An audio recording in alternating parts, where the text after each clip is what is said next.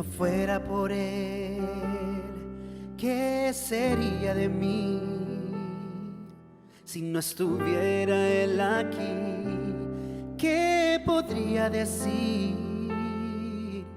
Que mi vida sin Él es vacía, sin luz, como barco sin mar, como día sin sol.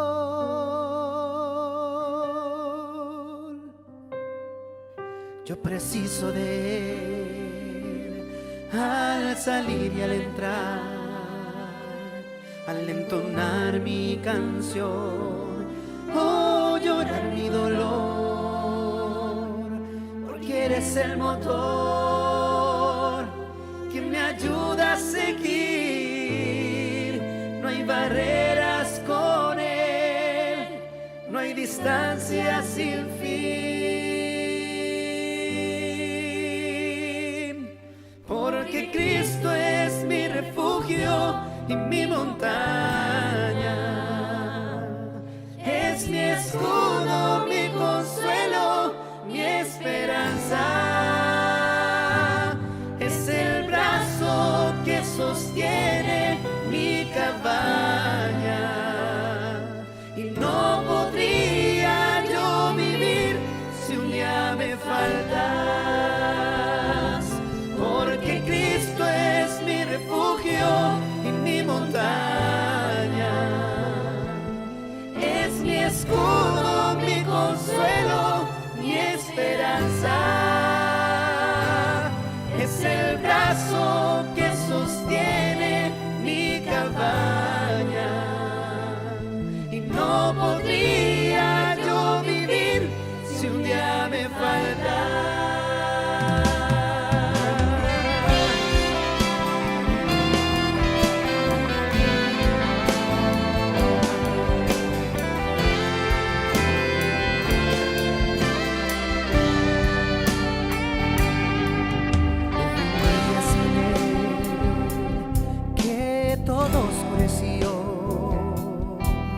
La esperanza perdí y quería morir.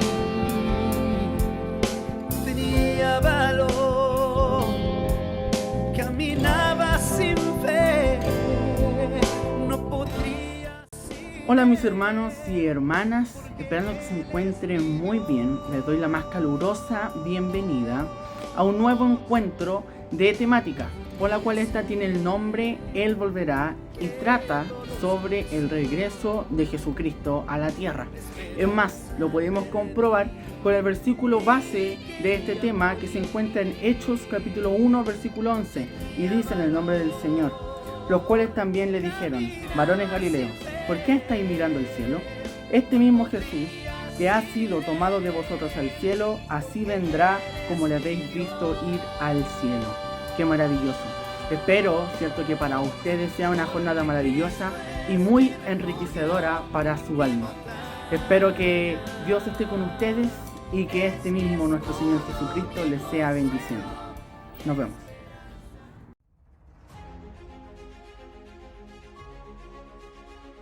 Este mismo Jesús que ha sido tomado de vosotros al cielo, así vendrá como la habéis visto ir al cielo. Hola a todos, ¿cómo están? Durante muchos años la humanidad se ha enfrentado al dilema de lo que va a acontecer con el mundo. ¿Qué pasará o hacia dónde vamos? Hoy revisaremos una promesa que llena de esperanza a la Iglesia de Cristo y nos alienta a esperar en ese gran acontecimiento, la venida de Cristo. Cuando hablamos de Lucas, estamos refiriéndonos a un autor que era un gentil, es decir, que no era parte del pueblo judío y que tenía una alta educación.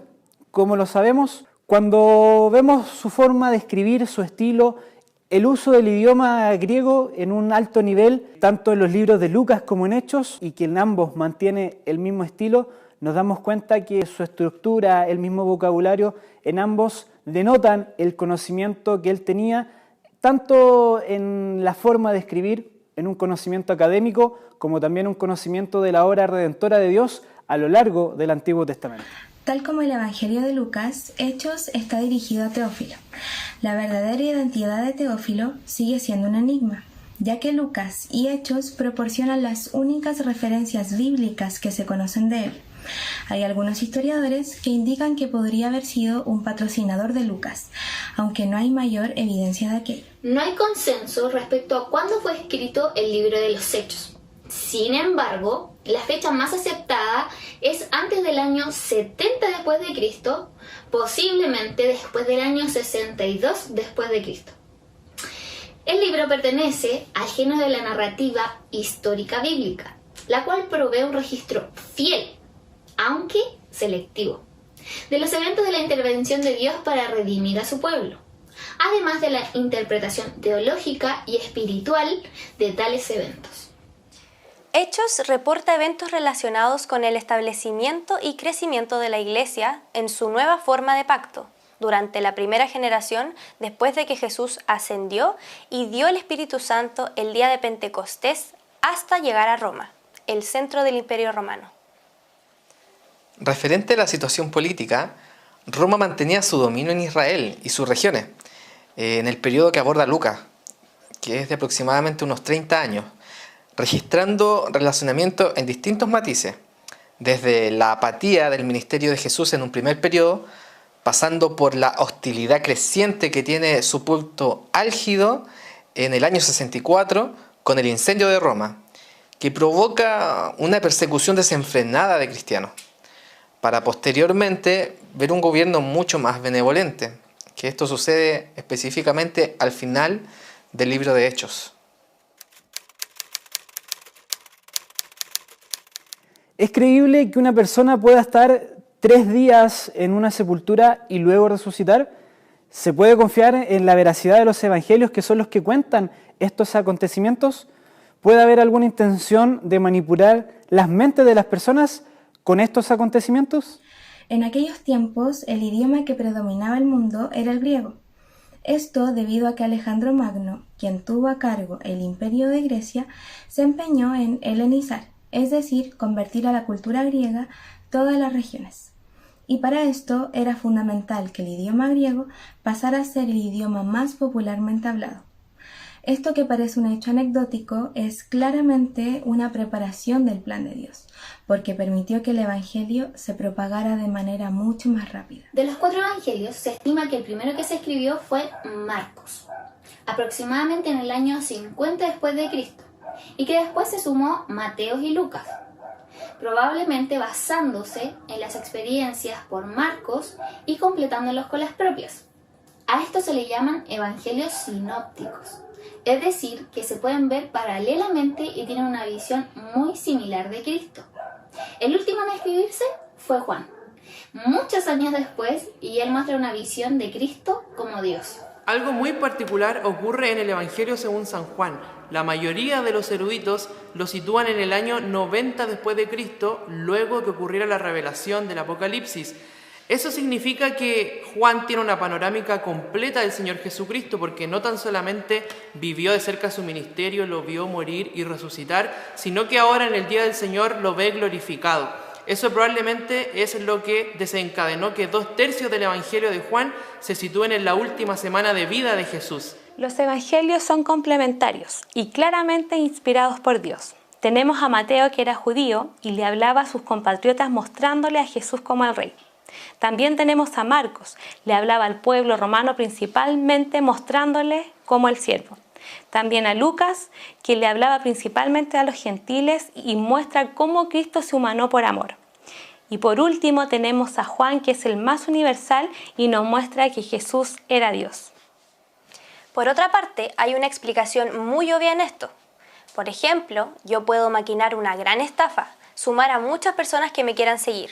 Pero en este caso estamos hablando de que muchas personas estén dispuestas a morir sin defraudar esa farsa, que sería la resurrección de Cristo.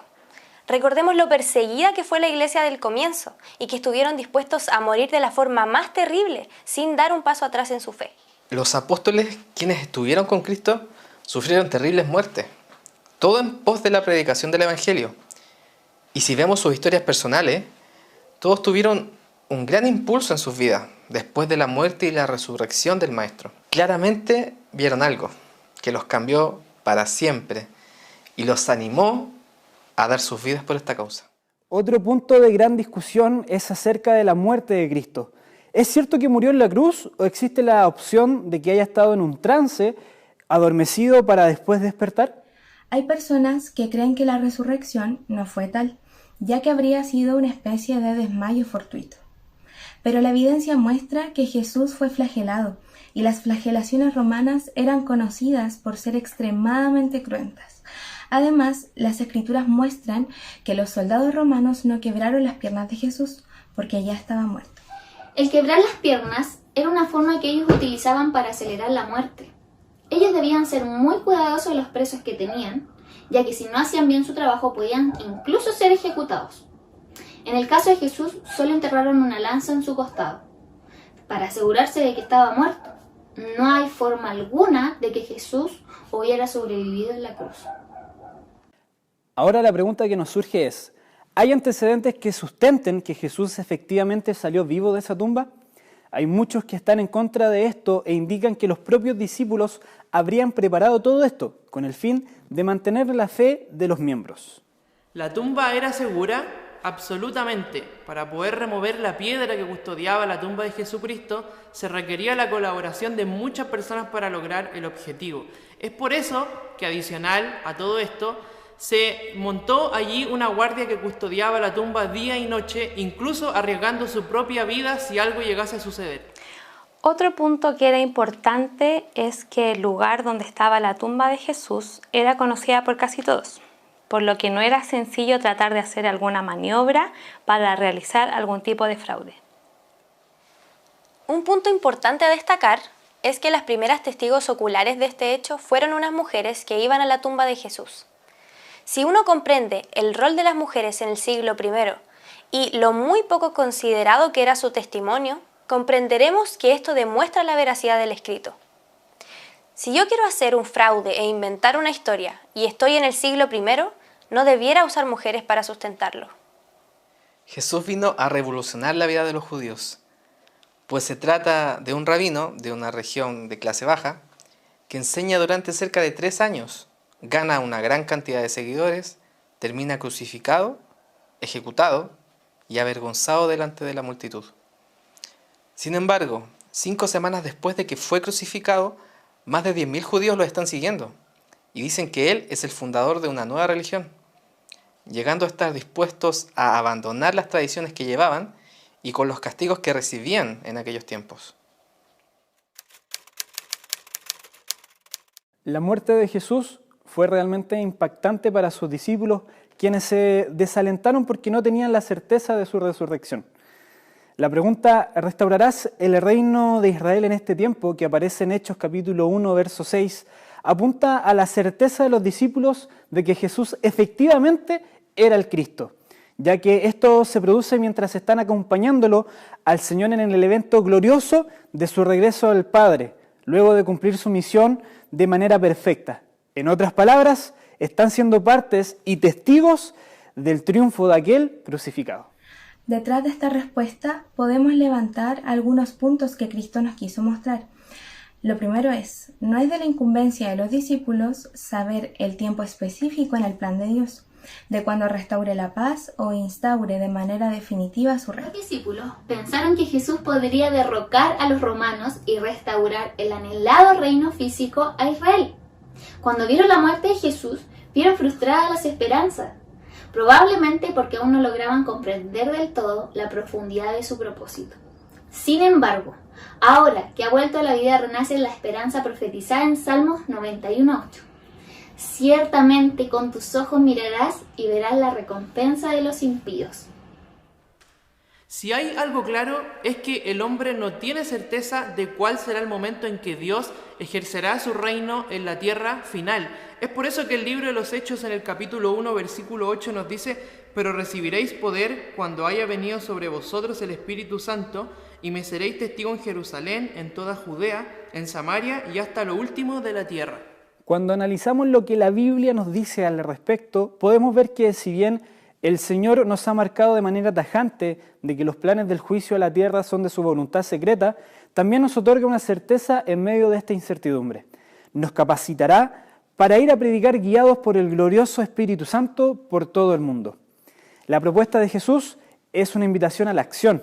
Esto pareciera empujar o poner el foco a que no debemos preocuparnos en la voluntad secreta de Dios, sino más bien en la voluntad revelada, que es extender el reino espiritual del Señor. Muchas veces nos pasamos discutiendo sobre cuándo vendrá Cristo a este mundo, incluso llegando a hablar de fechas concretas, como pasó, por ejemplo, el año 2000 o ahora por la pandemia del COVID. Muchos señalan que ahora sí viene Jesucristo. También hay dudas respecto a que cuándo Dios hará justicia en medio de tanta maldad que vemos multiplicarse por todo el mundo. Pero el llamado de Jesús es a confiar en Él y trabajar en su reino. El Señor ha dejado señales que nos han de anticipar su regreso, pero no debemos olvidar que mantiene la idea firme de que el día y la hora nadie sabe, ni aun los ángeles de los cielos, sino solo mi Padre, como dice Mateo 24:36. Naturalmente, los creyentes vincularemos el regreso de Cristo con el cuándo. En esta y en todas las épocas, algunos han tratado de predecir la segunda venida de Cristo. El apóstol Pablo indicaba en 1 de Tesalonicenses, capítulo 5, verso 2, que esto sería como ladrón en la noche, lo que nos muestra el interés que por ese entonces ya había respecto al regreso del Señor. Claramente, a la luz de las Escrituras y mirando el caminar de Jesús, además de sus primeros seguidores, el principal propósito de su venida es ocuparnos del qué y el cómo y no tanto del cuándo. La primera venida de Cristo a la tierra significó el cumplimiento de muchas promesas hechas por Dios en el Antiguo Testamento, especialmente una. Dios le prometió al pueblo de Israel un Mesías y lo cumplió. Cristo resultó en la encarnación de las promesas hechas desde tiempos antiguos. Y si Dios ya era digno de toda nuestra confianza solo con sus promesas, al momento de cumplirlas, trajo aliento e ímpetu en el corazón de aquellos que esperaban estas promesas. Dios prometió en Cristo que habría una segunda venida, y los apóstoles lo creían con todo su corazón. E incluso esto era el motor de su predicación. Pero Dios ha cumplido así lo que anunció de antemano por boca de todos los profetas, que su Cristo debería padecer. El libro de Hechos, capítulo 3, del verso 18 al 21, nos invita a arrepentirnos y convertirnos hasta que se produzca esta esperada venida. El problema que se produce ahora es que la Iglesia ha tendido a perder de vista la importancia del qué, es decir, de lo que debemos hacer en ese intertanto. La segunda venida de Cristo es el sustento fundamental de todas las doctrinas de la fe cristiana. Es por eso que cuando el apóstol Pablo, en 1 Corintios 15, les habla sobre la segunda venida de Cristo en estrecha relación con la resurrección de los muertos, hace un llamado a no entristecernos por los que han partido antes que nosotros, sino que al contrario, como Cristo ha resucitado, eso hace que el peso de nuestra predicación tenga todo el sustento y fundamento que debemos darle. Resucitaremos cuando Cristo vuelva. Su promesa de regreso es una garantía para nuestra fe. Olvidar o perder de vista la segunda venida de Cristo es perder el enfoque de nuestra vida cristiana. Vivimos y nos movemos de acuerdo a las promesas del Señor y una de ellas es su regreso. Un cristiano que espera en el regreso de Jesucristo es una evidencia de que Él ha nacido en su corazón, lo que transforma nuestra manera de ver la vida y los frutos que damos como árboles espirituales. Nadie espera a quien en el cual no cree. Nadie que realmente espera en el regreso de Cristo puede vivir fuera de su voluntad. La Iglesia de Cristo nunca ha estado exenta de amenazas en el ámbito espiritual. La verdad fluye y se proclama por el mundo, pero junto a ella también, lamentablemente, se propaga la mentira. Las iglesias sufrían constantemente de falsos profetas entre sus filas, con supuestas nuevas doctrinas que solo eran herejías a la luz de la verdad. Por eso era importante la defensa de la verdad para mantener puro el Evangelio. Los apóstoles se dedicaban al estudio de las Escrituras para poder guiar a las iglesias en el camino. Iban por las iglesias, mandaban emisarios y encargaban a los pastores, obispos y diáconos la Escritura, porque conocían la importancia de la lucha espiritual constante y conocían el poder libertador de la verdad de Dios y el Evangelio de Cristo. Si vemos con claridad el argumento de la ascendencia de Cristo en forma corporal y con los testigos presentes, debemos entender que su seguro regreso debe ser un aliciente, un recurso poderosísimo para mantenernos firmes en la fe como creyentes y para argumentar la veracidad del Evangelio a los no creyentes. Pedro, para estimular a los creyentes a una vida piadosa y no poner atención a los falsos profetas, enfatiza a los testigos presenciales. En 2 de Pedro, capítulo 1, los usa para contrastar a aquellos que trataban de engañar al pueblo, y usa la frase, habiendo visto con nuestros propios ojos. Para agregar un elemento más, el propio Pedro, en su segunda epístola, capítulo 3, utiliza el hermoso recurso de la venida de Cristo. No para infundir miedo o temor, sino para animar a la congregación a no desmayar, sabiendo que nuestro Señor y Dios pronto vendrá y nos rescatará. El libro de Apocalipsis nos habla de cómo vendrá Jesús. Nos dice que todo ojo le verá y le lamentarán. Nosotros creemos a esto, aquel que ha sido traspasado será quien vuelva, pero ya no como lo describe el profeta Isaías en el capítulo 53 de manera tan dramática e impactante para nosotros, despreciado, desechado, experimentando quebrantos. El Jesús que vendrá es algo totalmente distinto a lo que hemos visto, ya que aquel que nos abrió su boca por amor para hacer misericordia, ahora traerá juicio. Será el mismo cuerpo que fue debilitado por los golpes, el desprecio y la humillación a causa del pecado de la humanidad, que quedó a merced del veredicto de un hombre inicuo que lo sentenció a muerte, mas ahora volverá glorificado, un hecho nunca antes visto. La segunda venida de Cristo en las nubes traerá juicio y lamento no tan solamente a aquellos que lo traspasaron en el tiempo de su muerte, sino que a lo largo de la historia incluye también a todos los que se han rehusado a creer en su nombre. Esto lo deja claro el apóstol Pablo a lo largo de sus cartas, en donde habla de manera explícita cuáles serán las consecuencias de haber negado el nombre del Señor Jesucristo como el único Salvador. Pero aquellos que por medio de su gracia han sido rescatados y preservados, aplaudirán su regreso y se regocijarán. El mismo autor y sustentador de todas las cosas vendrá por los suyos. Entonces no hay de qué asustarse, sino mantener un temor reverente en amor para glorificar al Señor Jesús, como lo anticipa el libro de Apocalipsis en el capítulo 19. Para quienes han aceptado a Cristo en sus vidas, el futuro no es incierto, sino seguro. Además, es confiable, glorioso, y quien nos abrirá las puertas a aquella gloria eterna será el mismo Señor Jesús, quien bajará del cielo para llevarnos a Él. Hay un punto que no podemos dejar de apreciar. Nuestra misión es no dormir, sino velar y ser sobrios, como lo dice 1 de Tesalonicenses 5, verso 6. El apóstol Pablo pone foco en la certeza de que Cristo volverá, y aunque expone señales que anticipan su venida, el objetivo es la actitud vigilante y proactiva que esta certeza debe provocar en el cristiano. La venida de Cristo entonces es un motor para extenderse a lo que está adelante, pues asumiendo este accionar, no tomará por sorpresa este acontecimiento a ningún cristiano, a pesar de no saber el día específico. Entonces, el velar y el ser sobrios tienen más movimiento de lo que esperamos. En otras palabras, es una espera activa. Los capítulos 24 y 25 de Mateo abordan más ampliamente las señales antes del fin y la actitud de espera del regreso de Cristo que debe tener un cristiano. El mismo Señor Jesús hace una aplicación del capítulo 24 en el siguiente capítulo. Incorpora una parábola que nos habla justamente del velar, en el capítulo 25, del 1 al 13, pero acompañado a esta alegoría de manera consecutiva y complementaria nos incluye otra referencia a los talentos, en el capítulo 25, del 14 al 30. Y notamos claramente cómo une el concepto de velar con el concepto de accionar de manera diligente, comprometida, con sentido de urgencia, mediante la capacitación que Él nos da. Podríamos decir, sin temor a equivocarnos, que el Señor quiere que arda nuestro pecho al pensar en el regreso de Cristo. Esta certeza argumentada por las distintas evidencias nos moverá mediante el Espíritu Santo a vivir una vida en santidad, en espera activa, anhelando estar bajo la autoridad de la palabra de Dios en absolutamente todas las áreas de nuestra vida, cumpliendo con amor y agilidad el mandato del Señor, quien nos llamó para extender su reino mientras Él prepara su regreso en el día y la hora que ha reservado, pero que es muy pronto. El llamado es a la acción, no a quedarnos en saber el día exacto ni estar esperando con miedo de qué sucederá ese día.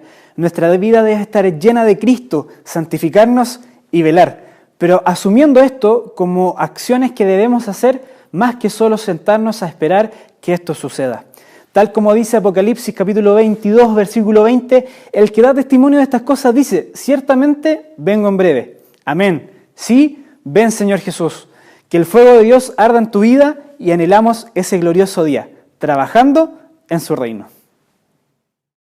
Estando ya en el epílogo de este bloque, damos muchas gracias al Señor por tanto amor a través de su palabra, que nos da firmeza, convicción, esperanza, y también por los instrumentos que el Señor ha utilizado para bendecirnos, que por lo demás todos vasos de barro, para que la excelencia del poder sea de Dios y no de nosotros. Así es que vamos a dar gracias al Señor por esta instancia, por bendecirnos con tanta riqueza, y le pido que usted también pueda orar conmigo. Dios mío, Padre eterno y bueno, gracias Señor, porque usted ante tanta hostilidad, ante tanta apatía, Señor, respecto a su mensaje, a su verdad, vemos también, Señor, que usted nos consuela a nosotros, sus hijos, a quienes usted ha apartado, Señor, ganándonos, Señor, por su muerte en la cruz. Muchas gracias, Dios, por Cristo, nuestro Salvador, y gracias porque nos sigue dando a entender de que usted es fiel y verdadero, para que tengamos confianza, Señor, a pesar de lo que vemos, a pesar incluso de nuestras sensaciones, de nuestras emociones y de nuestras propias dudas, usted cumplirá su palabra y usted mismo volverá. Así como le vieron sus discípulos ir al cielo, así usted volverá por nosotros. Le agradecemos, Señor, por tanta misericordia, por esta convicción que usted mismo se encargará a través de su Espíritu Santo de seguir recordándonos, Señor, para tener fortaleza, para tener esperanza, para poder tener pasión por su Evangelio, proyectarnos, Señor, y no ser pasivos ni negligentes. Gracias, Dios mío, por su misericordia, por su amor, porque usted nos piensa, porque usted nos ama y porque usted ha de volver para rescatarnos y llevarnos con usted y disfrutar para siempre. Le damos gracias y gloria por medio de Cristo, nuestro Señor y Salvador. Amén. Gloria a Dios, gloria a Dios, gloria a Dios para siempre.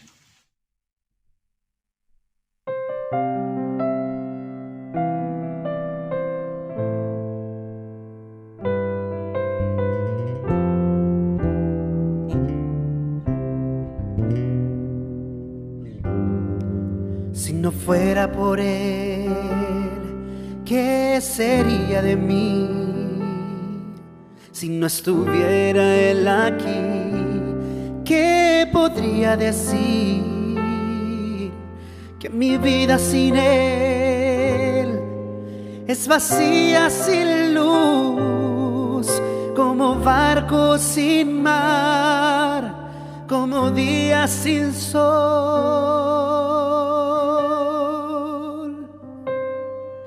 Yo preciso de Él al salir y al entrar, al entonar mi canción o llorar mi dolor, porque eres el motor que me ayuda a seguir. No hay barreras con Él, no hay distancia sin fin, porque Cristo es mi refugio y mi montaña, es mi escudo, mi consuelo, mi esperanza, es el brazo que sostiene mi cabaña. Y no podría yo vivir si un día me faltas, porque Cristo es mi refugio y mi montaña. Es mi escudo, mi consuelo, mi esperanza.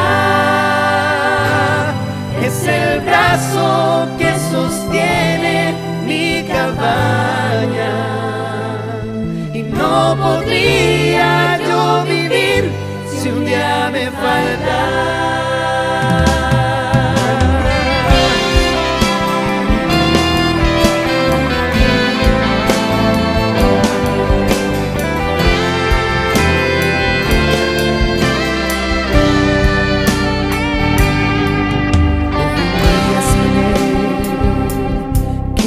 Todo oscureció,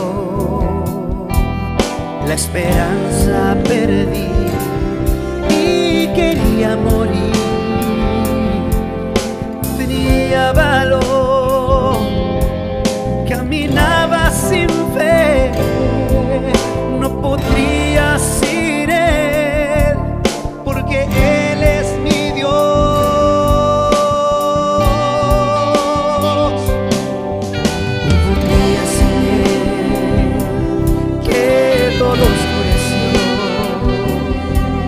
Esperanza perdí y quería morir. No tenía valor, caminaba sin fe, no podría sin Él, porque Él es mi Dios.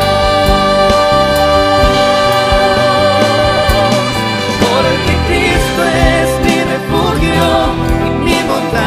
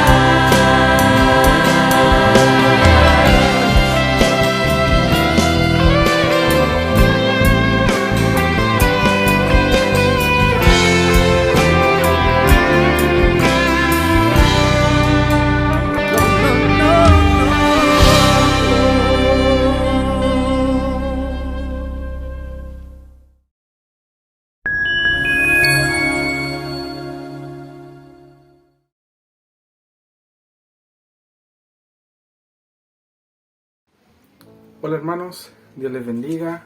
Vamos a entregar la bendición del Señor. Sin duda alguna hemos tenido un hermoso tema en la presencia del Señor, donde el Señor ha hablado claramente a nuestras vidas, el Señor ha tocado nuestros corazones y sabemos que, como decía la temática, así como el Señor ascendió al cielo, como dice el versículo 11, los cuales también les dijeron a estos varones, estos ángeles del Señor, varones Galileos, ¿por qué estáis así mirando al cielo?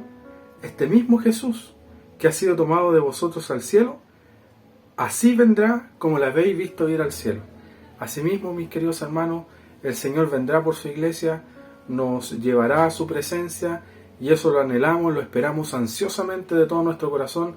Sabemos que las señales están, sabemos que hay muchos acontecimientos a nivel mundial que están aconteciendo en distintas partes del mundo, a través de muchos aspectos. Vemos la guerra en Ucrania con Rusia, vemos también la ley que se aprobó del aborto en Colombia. También vemos esta pandemia que nos ha azotado a todo el mundo. Sin duda alguna son señales de que el Señor viene por su iglesia.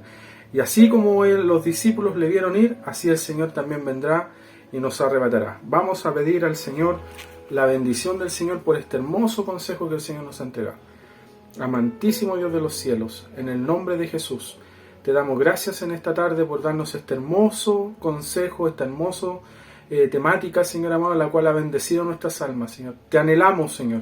Anhelamos que vengas por nosotros. Anhelamos, Señor amado, que llegue aquel momento glorioso donde te podamos ver cara a cara, Señor. Padre justo, Dios amado, ahora te rogamos, Señor, que al culminar este momento espiritual que hemos tenido en tu presencia, tú nos despidas con tu bendición. Señor, la bendición, la bendición tuya que reposa en nuestros corazones, en la juventud, en nuestros hermanos jefes zonales, mi querido Dios, también en nuestros amados pastores de la zona central. Todo te lo rogamos, todo te lo imploramos en el nombre de Jesucristo, nuestro suficiente Salvador. Amén y amén.